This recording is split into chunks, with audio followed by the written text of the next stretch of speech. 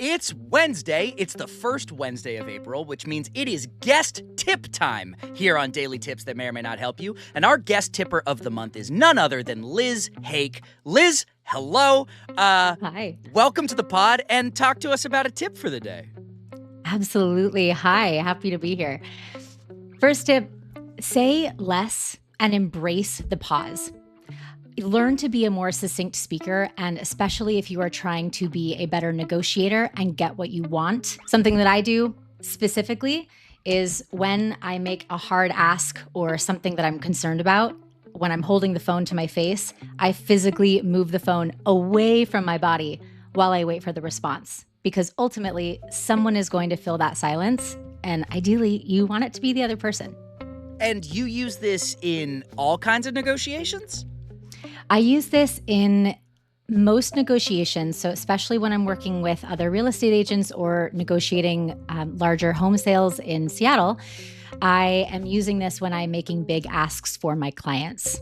Sometimes I use it for myself. It sort of depends on what's going on, especially if I'm talking about pitching my my workshops or for my speaking events. When I ask for what I need or when I pitch my price points, I take that pause afterwards to not only let the information settle, but also to wait and give the other party that first chance to respond.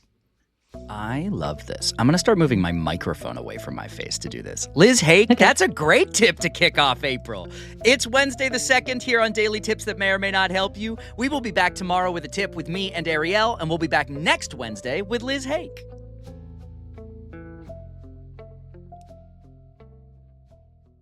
Welcome back. It's Wednesday, the 9th of April, and we are here on Daily Tips that may or may not help you with guest tipper for April, Liz Hake. Liz, welcome back. What's the tip?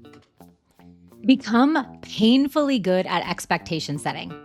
This is applicable for anyone, yes, in the real estate industry, but anyone who is people facing. If you can let people know what is upcoming, what their opportunity is, what the experience is going to be working with you, you are going to set the tone for a more successful relationship. Oh, this feels like it also just applies to friendships and even romantic partners. Set expectations, be open and transparent. 100%. I listened actually to one of your more recent episodes about saying no. And some of that applies here as well. Being able to say, no, I'm not able to commit to that. Because again, that's just another form of expectation setting. Because if we're not actively saying that, people tend to expect they have a secret expectation, right? And so being able to say, no, I can't commit to that, but I could do X, Y, and Z is not only going to save you the time and trouble, but it's going to, again, make that interaction with somebody else way more smooth. I think I also love calling it expectation setting over boundary setting. That's so nice. Totally. It's so collaborative. Yes. It's another term for it is rules for engagement. Right? This is what I can do in this particular situation. These are the rules, or these are the expectations. And this is what I can provide. And ideally, the other party is doing the same as well. I love this very much. Great tip. For Wednesday, the 9th of April, we'll be back next week with Liz Hake one more time. Hit me, baby, one more time. Wednesday, April 16th, 2025. This is Daily Tips that may or may not help you. We're here with April guest tipper, Liz Hake. Liz, what's the tip?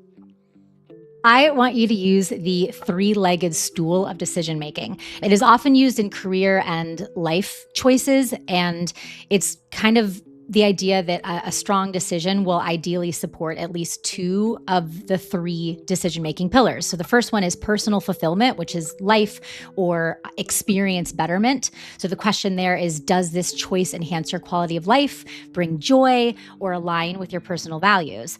The second one is financial gain. Does this decision improve your financial stability? Does it increase your wealth, or does it provide long-term security? And then the third one is career growth. Does this move advance your professional skills?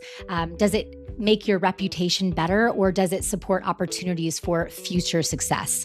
Again, the idea here is that you want the decision to highlight or to support two out of the three. And it's not always a perfect system because sometimes one of those legs of the stool is a little bit bigger and it makes more sense to go for it. But I have found that by using this three-legged stool, the decisions that I'm making have helped me to manifest the type of life that I really do want to lead. As someone who overcommits constantly, I feel like going through my currently active projects that are putting me in an overwhelm of dread and applying this logic is going to really help me. I have found it to be something that is really effective and really helpful when I'm stumped about which direction to go. This is a great mid-month tip, Liz Hake. It is the 16th. It is April. It is Wednesday. Tomorrow I will be back with Ariel for another tip, but next week we'll be back with Liz Hake for another guest tip. See you then.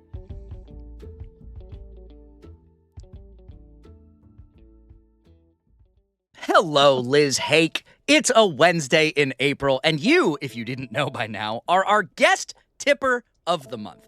It is the 23rd, and what is today's tip going to be for the Tippendales out there?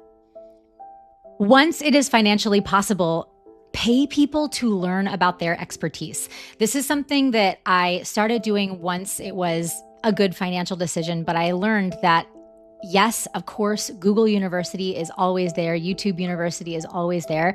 But once you get to a certain point, investing in the people who have learned a skill really, really well is going to pay dividends on you getting better at that skill. When did you feel that you were ready to do this? Wow, that's a great question. I stopped for a while and I really went on my own journey of achieving more financial security and really trying to beef up my financial knowledge. And once I got to that point where I could see, all right, listen, this is a workable budget to add into my fixed costs. Once I could see that, I knew that if I could pay somebody and I could remove the weight on my own brain space, I would create more space for me to do more growing. And the first thing that I did, that was hiring a trainer, someone who does this and has a background in it. And I was able to invest in her knowledge and I benefited profusely. I love this. Pay people for their labor and for their time. And when you can't, find a way to do it however you can. Compensate people for their time and energy. Yes, I mean, skill trade then, right? There's skills that you have that someone else doesn't, and skill trade. There's so many ways to work around this. I love this tip. Thank you for saying it. We will be back next week with Liz Hake for our final April guest tip.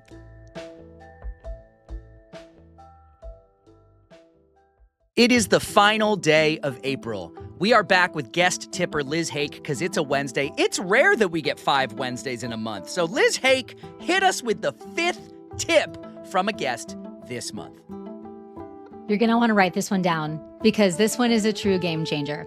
About 2 years ago, I started using earplugs, silicone earplugs, and an eye mask to sleep because I wanted to improve my hygiene. But when I tell you that about 4 months ago, I added nose strips to my sleep routine. Absolute game changer. You might not have any breathing problems. We started using this because my husband snores a little bit. And if you don't have any breathing problems, I can tell you this is still for you. You have never felt so much cold oxygen hitting your brain at one point. You will never sleep better. I can highly recommend you use it not only in bed, but also on the airplanes if you're a traveler like I am. I have been resisting this one. Do it. I feel like no. I feel like this is the one that I know I could use, but I'm like, but I'm not old. But it doesn't matter. Correct.